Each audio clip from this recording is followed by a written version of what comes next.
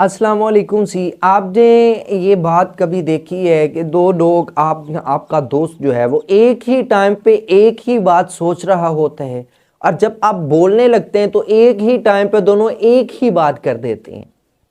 ऐसा क्यों होता है कि दो आदमी एक ही वक्त एक ही सोच रहे होते हैं, दो आदमी एक ही वक्त जुबान से सेम अल्फाज निकालते हैं। तो ये वीडियो इस पे मबनी है कि ये कैसा होते है। चैनल पे अगर आप नए हैं या वीडियो आपने पहली दफ़ा मुझे देखा है तो मेरे चैनल को सब्सक्राइब कीजिएगा, दूसरी वीडियो देखिएगा, आपको अच्छी मोटिवेशन मिलेगी, अच्छी इन्फॉर्मेशन मिलेगी। तो चलती हैं, मैं आपको बताता हूँ कि ऐसा क्यों होते हैं। चंद चीज़ें हैं जो इसके पीछे जो कारण बनती हैं, जो इसके पीछे वजह बनती हैं। वो चंद चीज़ें क्या हैं? नंबर वन पे है मुश्तरका माहौल, कि वो दो आदमी जिस माहौल में रह रही हैं, जिस सोसाइटी में रह रही हैं, जिस मुआशरे में रह रही हैं, उस मुआशरे के अंदर जो तमाम तर काम हो रहे हैं, चूँकि वो दोनों आदमी इसी सेम मुआशरे के हैं, तो सामने होने वाली तमाम तर काम दोनों अपनी आंखों से देख रहे हैं। सामने दो आदमियों का झगड़ा हो रहा है तो इस मुआशरे के अंदर ही हो रहा है, तो ये दोनों चूंकि उसी मुआशरे के फर्द हैं, दोनों पे सेम इफेक्ट पड़ेगा।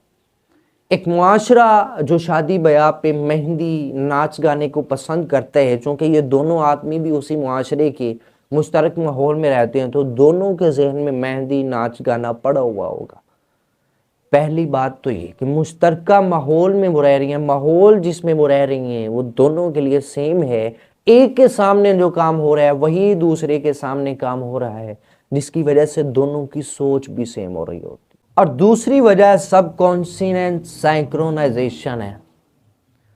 इसमें क्या होता है कि जब दो लोग, दो दोस्त, दो भाई या कुछ भी हो सकते हैं, वो एक लंबे अरसे के लिए, एक लंबे वक्त के लिए आपस में साथ रहते हैं, तो कुछ आदतें इसकी उसमें एंटर हो जाती हैं और कुछ इसकी आदतें इसमें आ जाती हैं। चूँकि वो दोनों इकट्ठे रह रहे होते हैं, दोनों एक दूसरे के हालात से, दोनों एक दूसरे की सोच से वाकिफ हो रहे होती हैं, जिसका नतीजा ये निकलता है कि जब दोनों सोचते हैं तो दूसरे को पहले के बारे में, पहले को दूसरे के बारे में पता चल जाता है कि ये फलां बात सोच रहा होगा, या दूसरे को पहले के बारे में पता चल जाता है कि ये भी इस सोच के बारे में सोच रहा होगा। और जब वो पूछते हैं ना, तुम भी यही सोच रहे हो ना जो मैं सोच रहा हूँ, तो पता चलता है हाँ जी भाई, मैं वही सोच रहा हूँ जो तुम सोच रहे हो।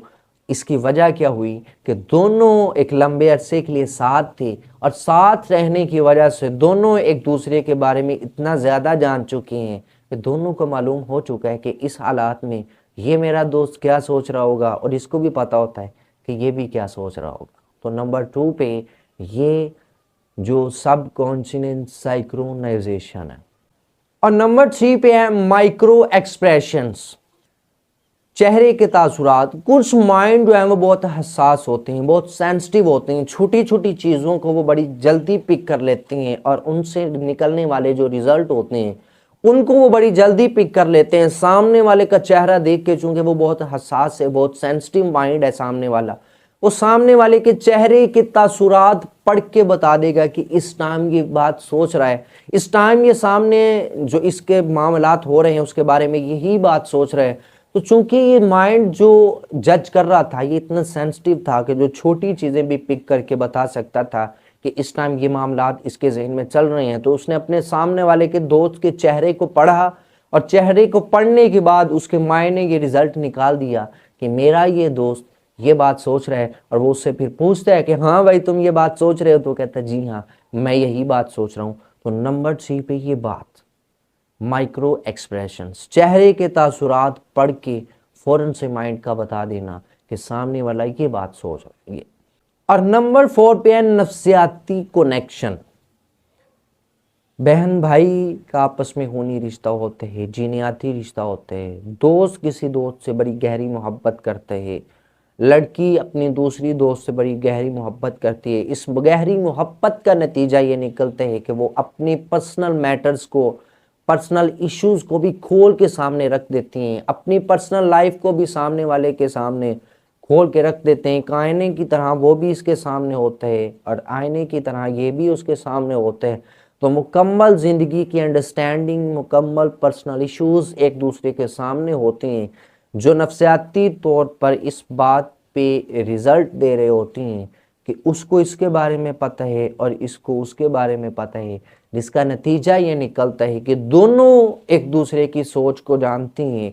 आपने कभी इस बात को सुना होगा अपनी लाइफ में, आप किसी से बात कर रहे हो, वो कहे तुम्हारा दोस्त बड़ा बुरा है, वो ऐसे ऐसी बातें करता, तो आप कहते हैं नहीं वो ऐसा नहीं है, मैं उसके साथ रहा हूं, मुझे पता है उसके दिमाग में क्या चल रहा है, जानता हूं मैं इस टाइम वो क्या सोच के तुम्हें ये बातें कर रहा था, मुझे पता है उसके बारे में, वो ऐसा नहीं है, उसकी गड़बड़ है, ये जो सोच रहा है ना वो मुझे पता है, मैं उसके साथ रहता हूँ, मुझे उसके आत्मा का पता है।